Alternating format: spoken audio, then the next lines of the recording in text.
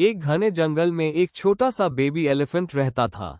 उसका नाम था टिंकू। हाथी टिंकू बहुत प्यारा था, लेकिन वो सोचता था कि वो छोटा है और कुछ भी स्पेशल नहीं कर सकता।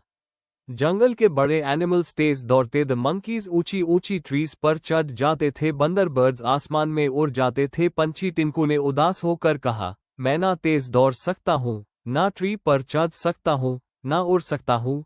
Pensive face. एक दिन जंगल में तेज हवा चलने लगी, फिर अचानक बादल गरजने लगे। छोटी सी रैबिट का घर पानी में बहने लगा। खरगोश का चेहरा टपकता पसीना, सब एनिमल्स घबरा गए। रैबिट चीखी, हेल्प हेल्प। टिंकू ने देखा, उसका दिल जोर से धड़क रहा था, धक धक करता दिल। उसने सोचा, मैं छोटा हूँ, लेकिन मैं कोशिश तो कर सकता हूँ।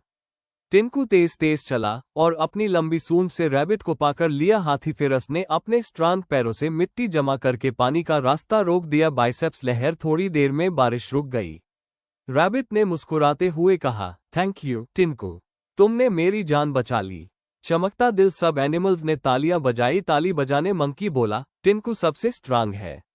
बर्ड बोला, टिंकू सबसे ब्रेव है। टिंकू शर्मा गया, स्माइल और फिर मुस्कुरा कर बोला, शायद मैं छोटा हूँ, लेकिन मेरे पास हिम्मत है। उस दिन टिंकू ने सीखा, चमकता सितारा, हर किसी के पास कोई ना कोई स्पेशल ताकत होती है। चमकता